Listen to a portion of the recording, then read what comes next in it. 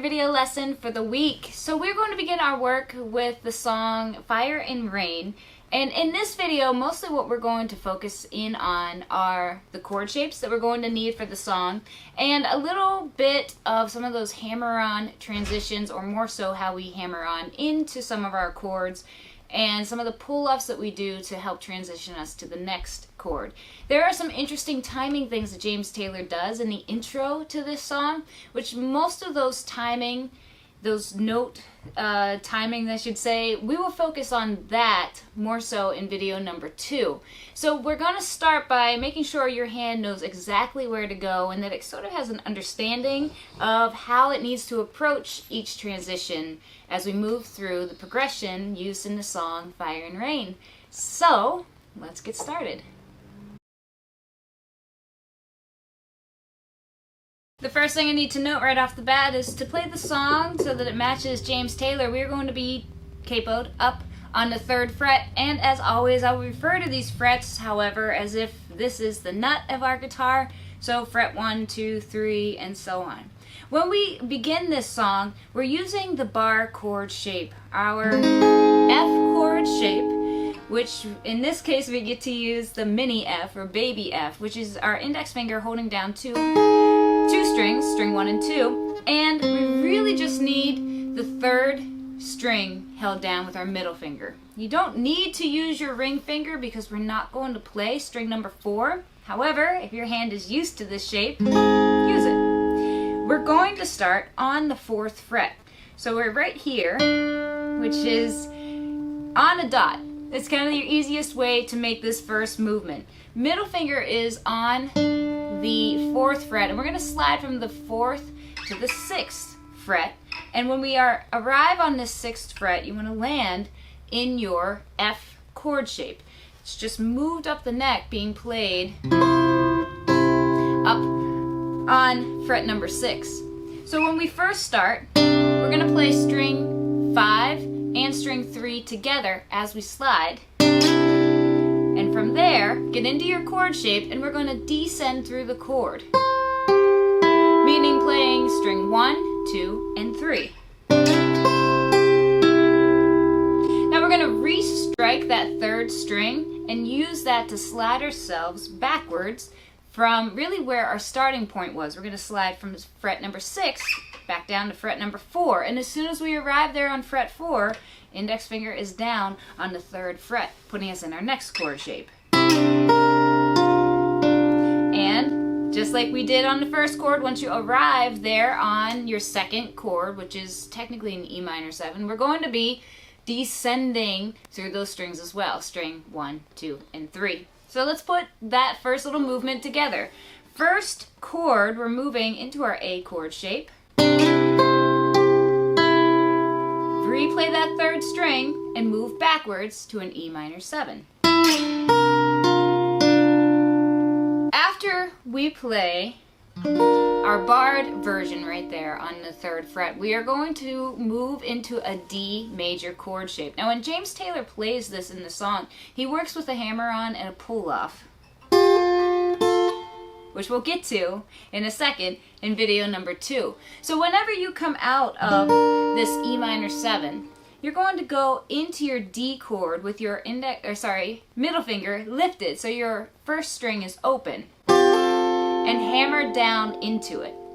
If you'd like to try, because this will be coming up a little bit down the road, you can try following that up with a pull-off. And from there, we move to the A major chord, a standard A chord. Now, when you pluck this chord, you want to have your thumb on the 5th string, and we're going to, again, hammer on into that chord by keeping the ring finger up on our chording hand or left hand, so your 2nd string is open, and we're going to hammer on into that chord. So let's try just those 4 chord shapes, starting right there from the beginning. We're on the 4th fret. We're going to play string 5 and string 4 together as we slide up to our A chord shape, which is on the 6th fret. Then we descend, re-strike that 3rd string along with your 5th string as you move down. Hammer on into your D major chord. like, try that pull off. And then hammer on into your A chord, and we're going to put your thumb on the 5th string and play string 2 and 3 together. We're hammering on string number 2. Now after we play on this A chord, we do hang here for just a couple more beats than what we've done on any of our other chords so far. But then we do briefly transition into the E major chord. And when we play this chord, we're going to try to play our low 6th string along with our 2nd string and our 3rd string. There are a couple connecting notes that are going to be played right in between our E chord and our G chord. But what really helps transition us, or what you're going to hear James Taylor does, is that he plays a pull-off on string number 4, going from the 2nd fret to an open string. So I want you to play that E chord, and then try your pull-off, and you can use your index finger or thumb, whichever is more comfortable for you. But as soon as we pull off on that chord, you're coming into a G chord. But the position that I want you to take, instead of our standard G, where your middle finger is on the low 6th string and your ring finger is on the 1st string, we're going to use the shape that includes our pinky. And it is more popular when we've played it in the past. I've referred to this as the G7 shape, so that your ring finger is on your low 6th string, your middle finger is on string number 5, and that opens up your index finger to play the 1st fret. Now we're not actually playing a G7 in this song, but what we're going to do is take this form and use our pinky finger not on the 1st string, but on the 2nd string. So you're on the 3rd fret of the 2nd string, and your ring finger is on the low 6th string, and your middle finger is there on the 5th string. Now we're going to play, if you'd like, you can ascend through these notes, the low 6th string, 4th, 3rd, and 2nd. Now here's the change with our G chord. We take our index finger, we're going to bend it back, keeping this G major chord shape in place. We're going to bend our index finger back to hold down the 2nd fret of our 1st string. We're going to try, I think it's easiest if we keep your finger in place. But the picking pattern that will be used when we arrive here at this chord is really alternating our strings, thumb, finger, thumb, finger. And we're going to play a low 6th string, followed by our 3rd string, low 6th string, up to our high E string, low 6th string, to our 2nd string, low 6th string, to our 3rd.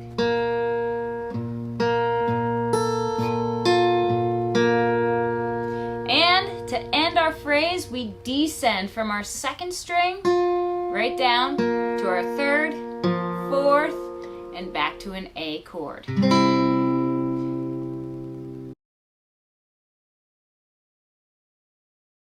Now, as I mentioned, a lot of the timing things that James Taylor does in this song, that's kind of what makes it as interesting as it is.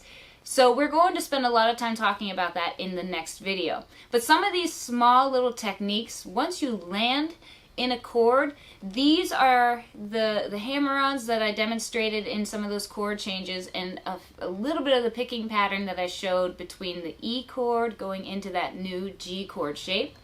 Those are where we get to hang out. So some of the little timing things that we have are really going to be quick changes that are moving us from one chord to the next chord.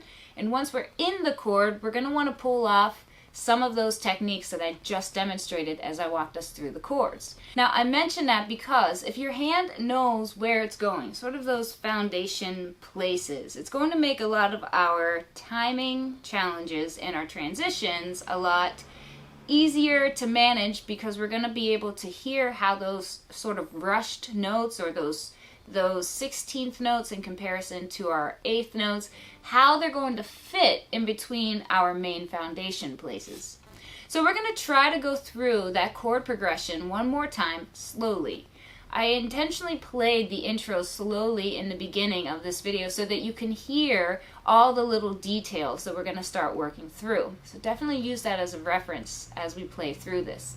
But we're going to go through all of those chord changes and some of those small techniques. And this is how I want you to practice the song for the week. So let's take it all the way back to that F chord, transitioning from an A into an E minor 7. I should clarify that I've mentioned that this first movement is us moving from the 4th fret up to the 6th fret, but your bar is actually being laid down on your 5th fret. So in this very first movement, we're moving into an A chord shape, which is played here on the 5th fret, but we are going to move from our 4th to our 6th and get into that F chord shape played right there on the 5th fret. Here we go.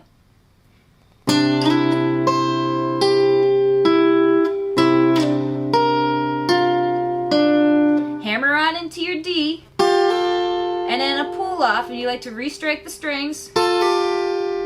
Hammer on into your A major. From here we're going to go to the E chord. We're going to play the low 6th string along with our 2nd and 3rd. We're pulling off on string number 4 into that new G chord shape. So ring finger finds its way all the way over to the low 6th string. Pinky finger is on the 2nd string, 3rd fret. Middle finger takes its normal place. We're going to first ascend 6th string, 4th, 3rd, and 2nd. And at that point, bring your index finger over to the 2nd fret of your 1st string, and we're going to alternate low 6th string, 3rd string, low 6th string, 1st string, low 6, 2nd, 6, 3, and then right back to your A chord.